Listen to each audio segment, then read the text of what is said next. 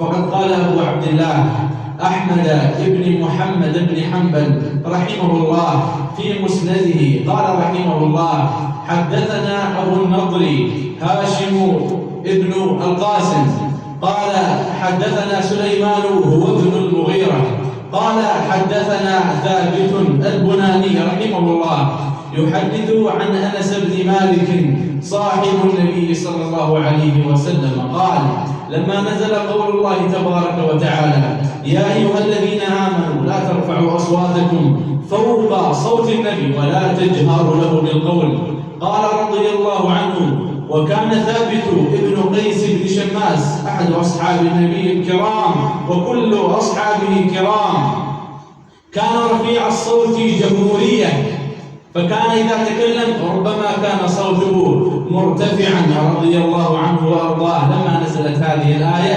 اعتزل الناس في بيت: أين ثابت؟ فقدوا ثابتا. قال: كان يظن رضي الله عنه أن هذه الآية نزلت فيه، فقال: لقد حبط عملي، كنت أرفع صوتي فوق صوت النبي صلى الله عليه وسلم، فاعتزل الناس في بيته. تفقده النبي صلى الله عليه وسلم، ذلك النبي الكريم الذي يتفقد أصحابه إذا ما غابوا عنه: أين ثابت؟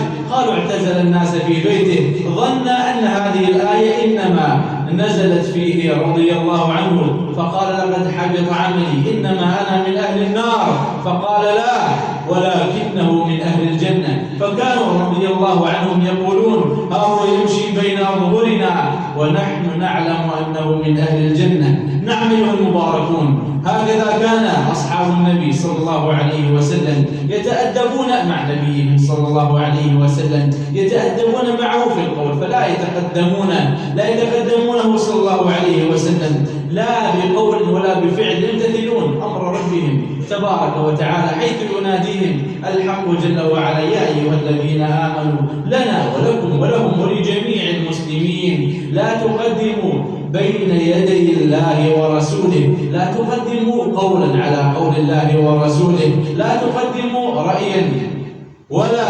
نظرية ولا فلسفة على أمر الله جل وعلا ورسوله. أبو عبد الله أحمد بن حنبل نكثر من ذكر هذا الإمام الجليل العظيم، حيث إنه كان في زمنه إمام أهل السنة والجماعة.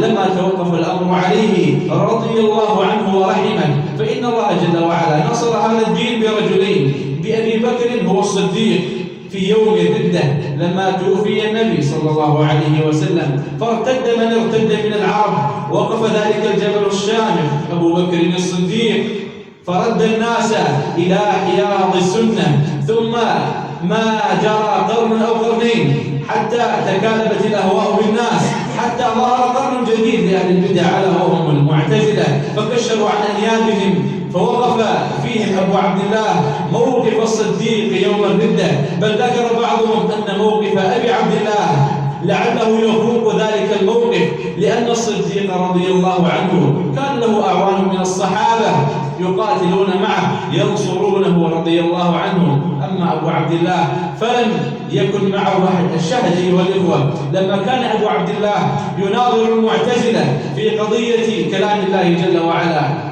هم كانوا يناظرونه بالعقل والفلسفة، لكنه رضي الله عنه ورحمه كان يقول: ائتوني بشيء من كلام الله جل وعلا أو كلام رسوله حتى أقول به. فكان المعتزلة ومن جرى مجراه من الفلاسفة يقدمون العقل، فيجعلون العقل حاكما على نصوص الكتاب والسنة، ونحن تعبدنا ربنا تبارك وتعالى بقال الله قال رسوله قال الصحابة ليس بالتمويه. وهكذا أيها الإخوة كانوا يتأدبون معه صلى الله عليه وسلم. في الصحيح عن ابن عمر رضي الله عنهما أنه ذكر حديث النبي صلى الله عليه وسلم المخرج في الصحيح أنه صلى الله عليه وسلم قال: لا تمنعوا إماء الله مساجد الله. إذا استأذنت زوجة أحدكم أن تذهب إلى المسجد فلا يمنعها، مع أن بيوتهن خير لهن. وكان بجواره ابنه بلال ابن عبد الله بن عمر، فقال: والله لنمنعهن. كان رحمه الله لم يقصد معارضة أمر النبي صلى الله عليه وسلم، لكنه لما رأى من تهتك بعض النسوة وأنهن إذا خرجن في الطرقات أدى ذلك إلى فتنة المسلمين، فقال والله لنمنعهن، لكنه ما أحسن التأدب مع أمر النبي صلى الله عليه وسلم، إذ لا يليق أن يعارض قول النبي صلى الله عليه وسلم بهذه الطريقة.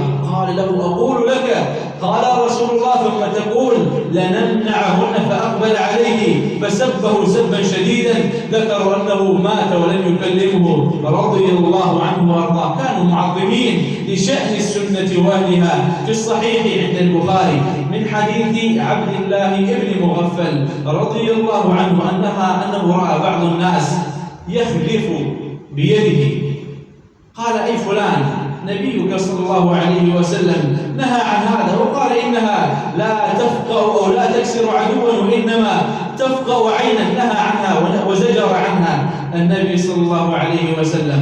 ثم مر به في وقت آخر وإذ هو على نفس تلك الحالة يخلف بيده، قال أقول لك نهى رسول الله صلى الله عليه وسلم، ثم تعود لذلك والله لا أكلمك كذا وكذا. أين ولاؤنا أيها الإخوة؟ أين ولاؤنا وبراؤنا لدين الله جل وعلا؟